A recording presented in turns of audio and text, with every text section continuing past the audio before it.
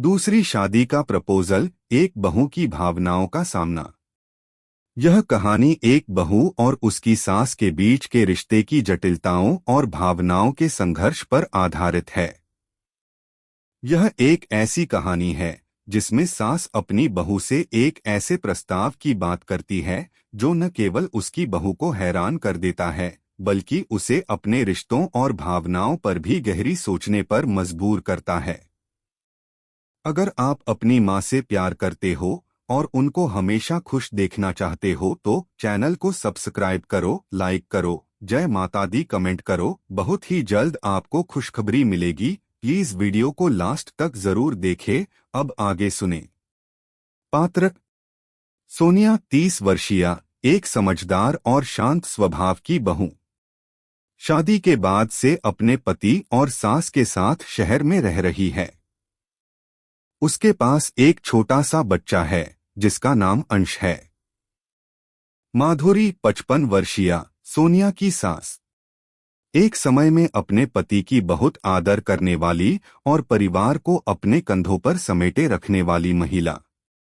हाल ही में उसने अपनी जीवनसाथी को खो दिया था। अंश सोनिया और उसके पति का 5 वर्षीय बेटा, जिसे दोनों माँ बाप बहुत प्यार करते हैं। कहानी: एक नई सुबह की शुरुआत। सोनिया का जीवन एक सामान्य सी दिनचर्या में व्यतीत हो रहा था। घर के कामों में व्यस्त और अंश की देखभाल करते हुए वह कभी कभी यह सोचती थी कि क्या उसकी जिंदगी कभी कुछ नया अनुभव करेगी। लेकिन फिर भी वह संतुष्ट थी। उसे अपने परिवार के साथ समय बिताना अच्छा लगता था। माधुरी सास के साथ रिश्ते में एक गहरी समझ थी, भले ही वे कभी कभी किसी छोटी मोटी बात पर मतभेद करते थे। एक सुबह जब सोनिया किचन में नाश्ता बना रही थी, माधुरी सास ने उसे बुलाया। सोनिया, बैठो, मुझे तुमसे एक जरूरी बात करनी है। सोनिया चौंकी। क्या हुआ मम्मी? माधुरी ने धीरे से कहा, तुम्हें पता है, पिछले कुछ सालों से मैंने अपने पति को खो दिया है। यह दुख मेरे दिल में हमेशा रहेगा, लेकिन अब मैं अकेली महसूस करती हूँ। तुम दोनों का प्यार मुझे हमेशा अच्छा लगता है, लेकिन मुझे लगता है कि मुझे अपने जीवन में फिर से एक साथी चाहिए। सोनिया की आंखें फैल गईं। क्या मम्मी, आप क्या कह रही हैं? माधुरी ने गहरी सांस ली। मैं चाहती हूँ कि तुम मुझे फिर से शादी के लिए एक मौका दो। मुझे एक साथी चाहिए जो मेरे साथ हो, मुझे समझे, मुझे सहारा दे। सोनिया के लिए यह बहुत बड़ा आघात था। उसकी सास, जिसे उसने हमेशा एक मजबूत और स्थिर महिला के रूप में देखा था, अब दूसरी शादी की बात कर रही थी। सोनिया के मन में कई सवाल उठने लगे। क्या यह सच है? क्या उसकी सास को अकेलापन महसूस हो रहा है? क्या वह अपनी पुरानी जिंदगी को फिर से जीने के लिए तैयार है? भावनाओं का संघर्ष। सोनिया के मन में कई उलझनें थीं। एक ओर उसे अपनी सास का दुख समझ में आ रहा था, लेकिन दूसरी ओर उसे यह समझ में नहीं आ रहा था कि क्या यह सही होगा। उसने कभी कल्पना भी नहीं की थी कि उसकी सास दूसरी शादी की बात करेगी। सोनिया ने खुद से कई सवाल किए। क्या उसकी सास को फिर से किसी के साथ अपना जीवन बिताने का हक नहीं है? क्या वह इस प्रस्ताव को स्वीकार कर सकती है, या क्या उसे अपने विचारों को बदलने की जरूरत है? वह सोचने लगी कि अगर माधुरी फिर से शादी करती हैं, तो इससे घर में क्या बदलाव आएंगे। क्या उसे और उसके पति को इस बदलाव को स्वीकार करना पड़ेगा? क्या वह अब अपने बेटे अंश को नए रिश्ते के लिए तैयार कर पाएगी?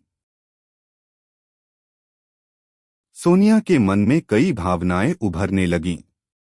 वह न केवल अपनी सास के फैसले को समझने की कोशिश कर रही थी, बल्कि वह यह भी सोच रही थी कि इस फैसले से उसका अपना जीवन कैसे प्रभावित होगा। सास की बातों को समझना। कुछ दिन बाद सोनिया ने माधुरी से फिर से इस विषय पर बात करने का फैसला किया। उसने कहा, मम्मी, मैं समझती हूँ कि आपको अकेलापन महसूस हो रहा है और मुझे यह भी समझ में आता है कि आप फिर से जीवन जीना चाहती हैं। लेकिन क्या आपने यह सोचा है कि इससे हमारी जिंदगी पर क्या असर पड़ेगा? माधुरी ने ध्यान से उसकी बात सुनी और कहा, सोनिया, मैं जानती हूँ कि यह एक मुश्किल फैसला है, लेकिन मैं सिर्फ यह चाहती हूँ कि तुम मेरे साथ हो। मुझे अकेले जीने की आदत नहीं है और मुझे नहीं लगता कि इस उम्र में मैं अकेले रह सकती हूँ। मैंने अपने जीवन में बहुत कुछ सहा है और अब मुझे खुद के लिए कुछ करना चाहिए। सोनिया की आंखों में आंसू थे, लेकिन उसने खुद को संभालते हुए कहा, मम्मी, मैं जानती हूँ कि यह आपके लिए कठिन है, लेकिन मैं भी तो सोच रही हूँ कि इससे हमारी जिंदगी पर क्या असर होगा। क्या आप हमें यह समझा सकती हैं कि हम इस बदलाव को कैसे स्वीकार कर सकते हैं? माधुरी ने धीमी आवाज में कहा, सोनिया, मैं तुम्हारे साथ नहीं करना चाहती, लेकिन यह भी जरूरी है कि मैं अपनी जिंदगी के अगले पड़ाव की ओर बढ़ूं। क्या तुम मेरी मदद करोगी? निर्णय की घड़ी।